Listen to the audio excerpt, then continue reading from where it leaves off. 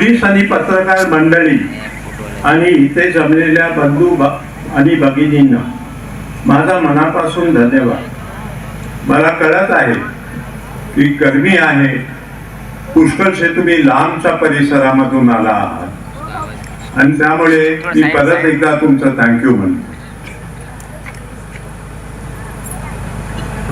मी भाषण करण्याच्या आधी एक जरुरीची सूचना तुम्हाला देतो, ती प्लीज तुम्ही नीट ऐका। कुठल्याही प्रकारची हिंसा किंवा मारामारी मला बिलकुल चालणार नाही। कुठलाही प्रकारचा कायदा हातात घेऊ नका। पोलीस कर्मचाऱ्यांबरोबर सहकार्य करा आणि पुसदची शांतता कायम राखा।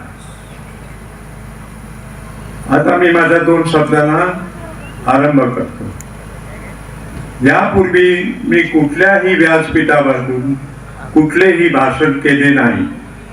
थोडक्यात सांगायचं म्हणजे हे माझे पहिले भाषण।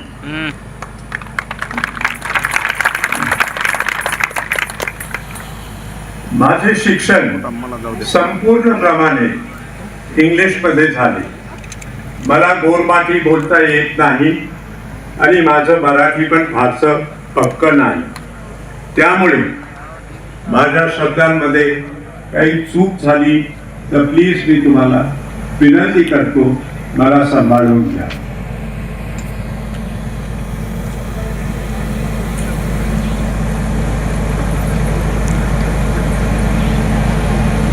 तुम्हाला तुमची सर्व प्रश्नांची उत्तरे मिळायला हवी, त्यामुळे मी भाषण लिहून आणले आहे। या वर्षी सेवालाल महाराजची जयंती पुसदमध्ये मोठ्या प्रमाणात साजरी झाली नाही।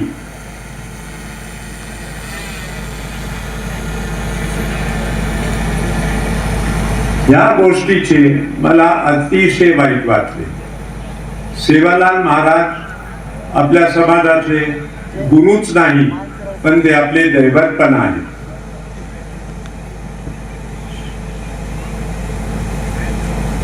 मला का ही जयंती मोठ्या प्रमाणे साजरी झाली नाही त्या चर्चामध्ये मला पडायचं नाही। माझ्या वतीने मी फक्त एवढं सांगू शकतो की जे काही घडलं, जे काही प्रसंग घडला, त्याची मी हात जोडून तुम्हाला माफी मागतो।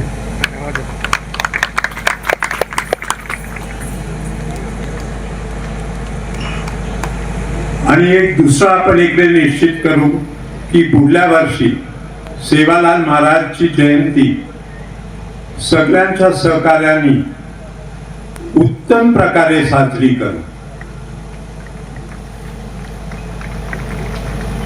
एक प्रश्न चर्चेमध्ये आहे की तुम्ही इतके वर्ष गायब कुठे होता?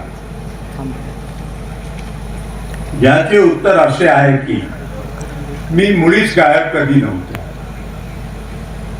दरवर्षी मी माझ्या कुटुंबासहित आणि दोस्तांसहित पण पुसद शहराला हिवाळ्यामध्ये यायचो।